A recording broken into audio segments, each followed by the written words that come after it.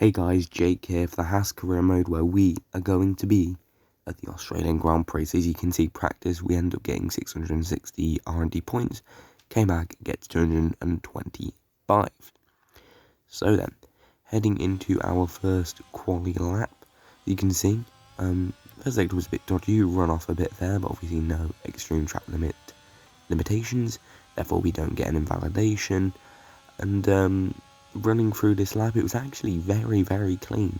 So max there, fastest lap, 120.6. Boom, we take that really nice, leaving not much on the table.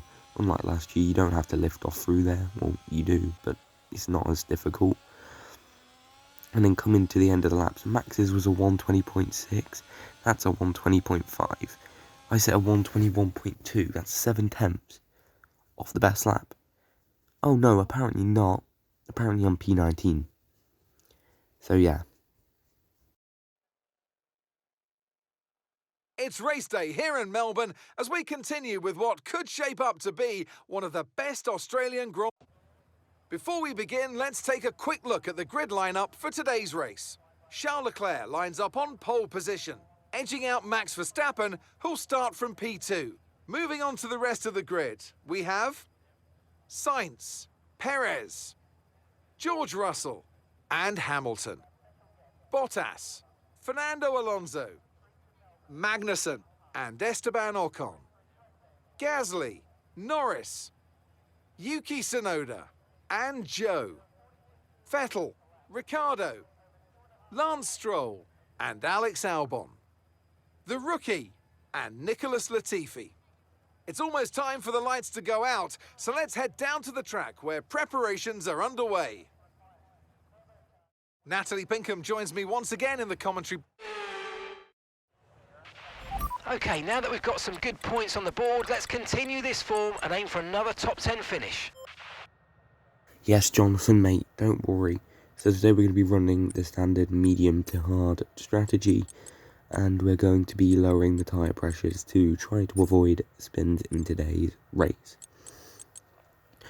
Also lowered the fuel down to 30.5 laps. So yeah, let's just get underway for the formation lap. So it should be a good race. We've got some cars starting on softs, some on hard. So it's a pretty varied strategy today for all teams.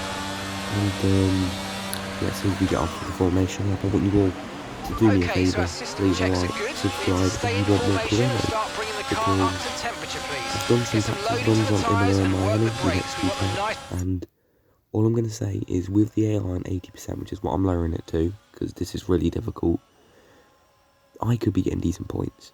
So yeah, as we come back here to reform the grid, can we optimise our grid position, or will we completely bun it? Here we go, a little burnout. We've got our tyres up to temp, and we get a decent grid position. So yeah, here we go. This used to be the first race of the season, but now it isn't. Lights out, and away we go for Melbourne, the Australian Grand Prix, and we get a pretty dodgy start. However, the second phase is very good. We get the power down, we get the ERS on. We're a bit cautious into turn one, unlike usual. We couldn't go over to the right hand side. Try to look around the outside of Vettel and the two McLarens, who are 3 wide, and we just can't get a look in. And now we've got a good run on Danny Rick. We're going to have a look down the inside, and we send it down the inside of him, Stroll, Guan Yu Zhou, almost Vettel and Tsunoda as well. And we've got Stroll on the softs on our inside. We bang tyres with Stroll, and through, we just let him through because he's on the better rubber. Oh no, actually we don't, we squeeze him out. There we go. But yeah, I do miss out a lot because this race was very frustrating. All I'm going to say is, boys, good thing a flashback exists, or I would have been out on lap 4. So yeah, normally I don't use many flashbacks. So like for example in Imola and Miami, I don't use many flashbacks. Here, I struggle really bad. I'm tempted not to include this in next season's track list. But as you can see, Danny Rick tries to overtake. No, Albon tries to overtake us onto lap 11, so a long skip here. We close it off into turn 1 and manage to keep the position. And now in for the box, in for our pit stop. Get on lap then for hards. Can we optimise it? Though we're going to try turning as usual on the 5, we get it optimal. Onto the hards. I don't think points is an option today, so let's try not to struggle and let's try show how good this car's pace is. But yeah, safety car on lap 14 whilst defending from Daniel Ricciardo, and it's because there's a multi-car incident involving Leclerc, Norris, Alonso and others. Just have a look at this madness.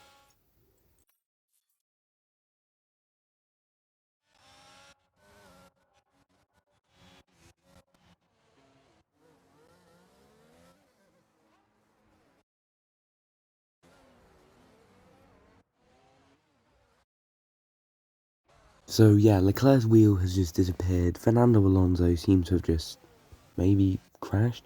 But Leclerc's engine is smoking, so maybe there was a collision between them two while Leclerc was retiring. I'm not sure exactly what's gone on. But yeah, let's get on to the safety car restart on lap 17. So yeah, we've got Nicholas Latifi ahead along with Zhou Guanyu, and at this point I was like, you know what, we've got a chance here. We really do have a chance to get points now. If we can just get a good dive bomb on Latifi, maybe get Zhou Guanyu as well, you know, maybe get someone else in the next, into turn 3, the hairpin, maybe we have a chance of points today.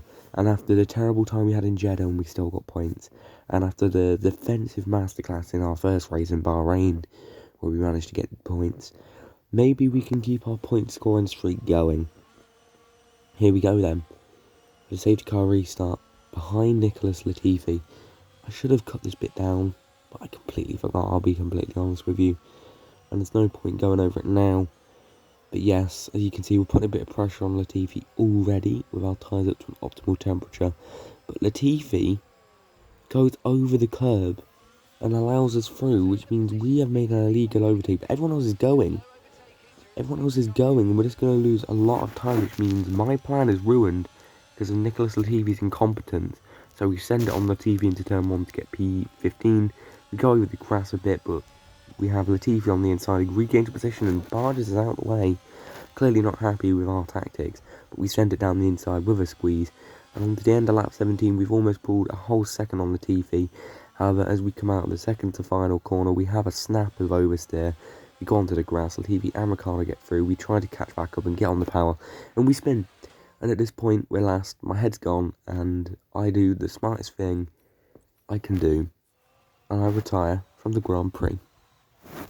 And there we go. Now, Jeddah is a track that I probably won't be racing on next season. We'll probably be going to a 16 race calendar. Jeddah, no.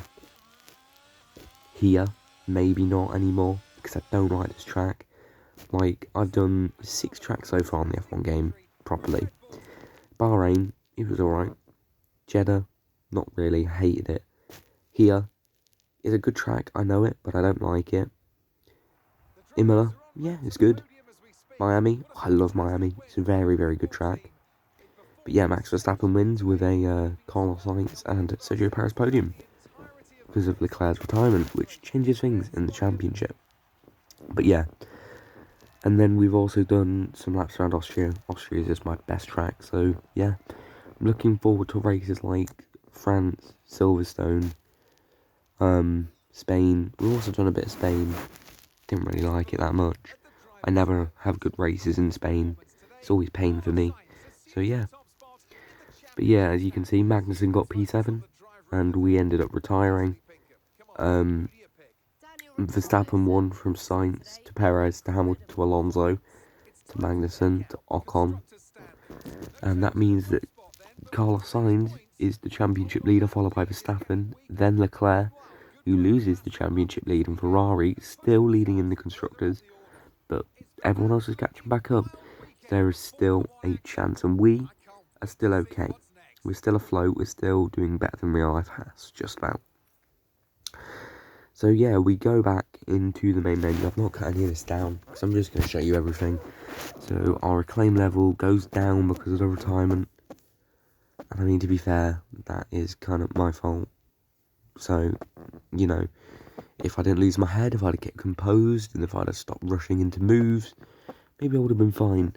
When it comes to career mode against the AI, I want to get the moves done and defend. I love defending on this game. It's a lot of fun because I know what I'm doing. I know the rules and I stay by the rules. But yes, getting back into the main menu, we have a marketing department question. They're going to ask us for our rival, Norris, Alonso, or Ocon. Now, the Alpine is a bullet. Alonso finished P5 that race, Ocon P7 or something.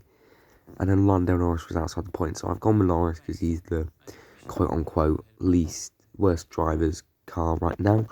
Once we move the AI down to 80%, I have confidence we'll be beating him. But so far, we've got an aero and a durability upgrade on the way. So we're going to make a powertrain upgrade. We're going to go... I wanted to go do some ERS upgrades, but I decided to just... and I didn't really care about fuel efficiency, so we decided to just... Oh, did we not go get that upgrade? I think we do. But yeah, we go have a look at chassis as well. We decide, you know what? Let's go get an engine cover. I think I go get the engine cover. Yes, I do. I go and purchase the engine cover, and then I have to skip forward a bit to get some resources. And then I decide, you know what? Let's go and make that powertrain upgrade now. Finally. So we go and make the upgrade. The only one we can do, we just buy it straight up. Oh no, we were 3 points away. So looks like we're going into Imola with no upgrades. But yeah, see you guys next time for hopefully a better race.